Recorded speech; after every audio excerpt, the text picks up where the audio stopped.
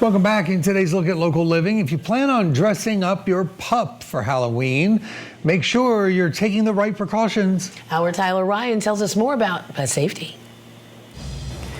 You know, it's no secret that at some point in our collective lives, we have dressed up not only ourselves and our kids, but our dogs and cats for Halloween. It's a super fun time. You get the, oh, look at that, it's so cute.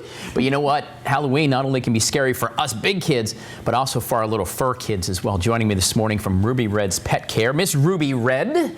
Hi, good morning. How are you? I am fantastic. Thank you for coming in this morning. So let's talk just a little bit about how we can, protect our pets and what kind of things can bother them. Sure.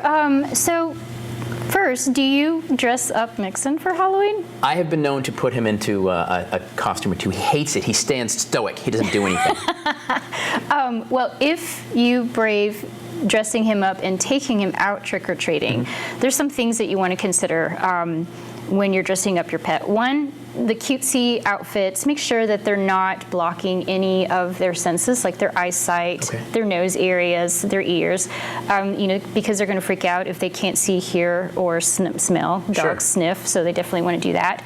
The other thing that you want to make sure that you do is make sure that you are taking a good leash, not a retractable leash. You want just a regular standard leash. Why? Because you have the ability to control your situation.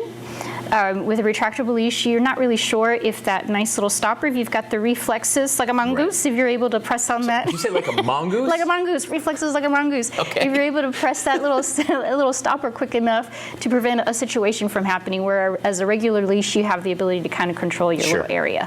Of course, it's getting darker now, so light up your pet, light up your leash, light up the collar, so that way it's easier for drivers to see you when you're walking your pet over to, down the street to collect candies or trick. And no chocolates for the doggos. No, and I'm glad you said that, because you also want to keep an eye on what your dogs are doing, because with little human kids, if they're dropping candies by accident, those puppers are very good about snatching those candies up. So you definitely want to pay attention to what they're doing.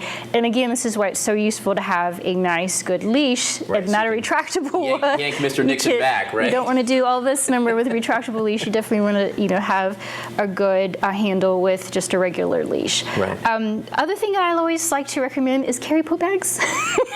Well, that's smart. Anytime you take your dog for a walk. Always take some poop bags, because stuff happens. Right. And you definitely want to pick it up, because nobody wants to step in it, and it'll most likely be you who steps in it. So definitely make sure you pick it up. Yep. What about, is there any consideration when you're putting a costume on to making sure it's a good fit, so it's not like suffocating? Could they get tied around their neck or anything like that? A measure. I mean, there's, you can always go to like your fabric store and get those little measuring tapes, and just usually the outfits will have, how to measure your dog and what's, what the circumference is, and so you just want to kind of measure it and match it to what it says in the instructions. Just because it says medium, large, or small doesn't necessarily mean it's going to fit your dog. My baby girl, she was a 40-pound pit mix, but she wore a large to extra large just because her body shape was so just, she was a little stocky girl. So, but yeah, just want to make sure those, they fit them really well so that they're comfortable. I love it. All right, Ruby Red's Pet Care, making Halloween a little less scary for our fur babies. We'll put links to her tips and also over to Ms. Ruby Red as well. Her pet care business is thriving in Irmo. Call her if you need her, right?